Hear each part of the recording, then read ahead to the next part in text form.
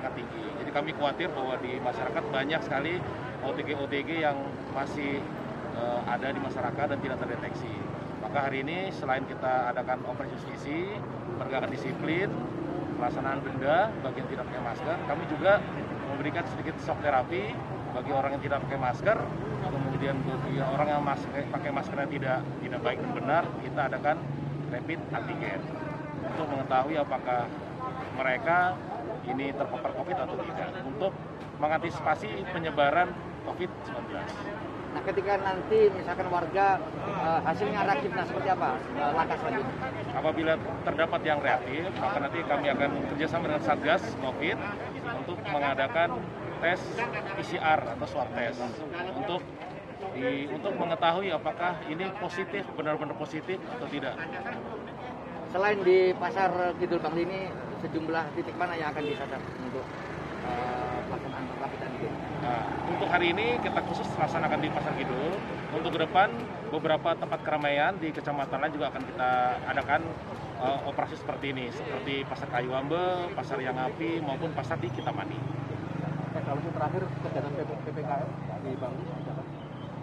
Untuk kegiatan PPKM kami melihat dari Satgas, dari Polres, dari Kodim, dari dinas-dinas terkait bahwa pelaksanaan sudah semakin baik, sudah kesadaran untuk menggunakan masker sudah cukup lumayan. Cuma memang ada beberapa yang perlu diantisipasi seperti pemakaian masker yang tidak baik.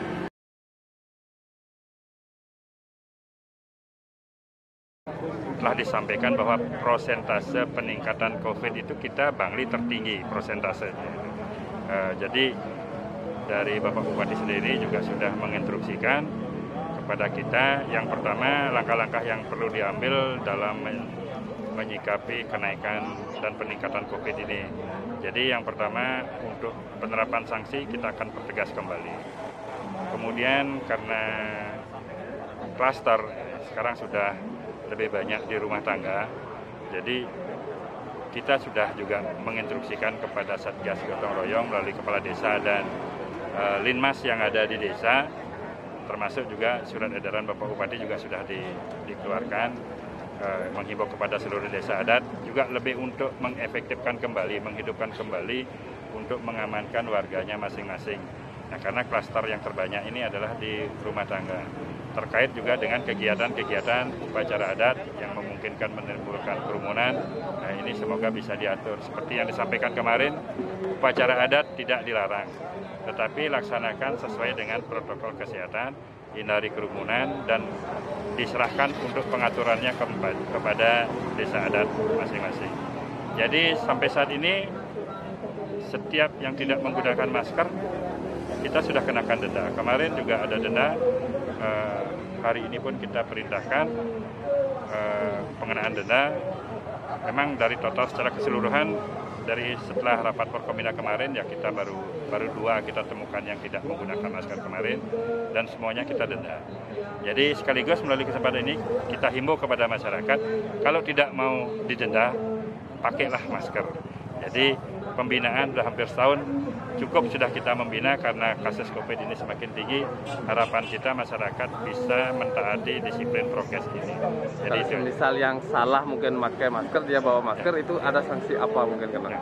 Itu kena denda juga atau gimana? Dalam Pergub maupun Perbub itu sudah diatur. Ada 2 sanksi administratif dan sanksi denda. Jadi ketika orang yang sudah juga menggunakan masker tapi penggunaannya tidak benar, itu bisa kita kasih sanksi administrasi berupa peringatan, pernyataan untuk tidak mengulang kembali.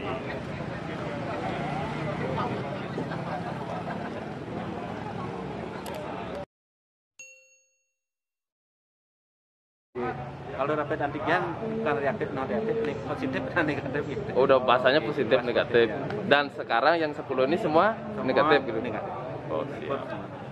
Bisa ditegaskan berarti aman ya Pak ya untuk Sementara. Tapi tetap pelaksanaan protokol kesehatan harus jalan. Itu udah ada yang positif, nanti abai masyarakat.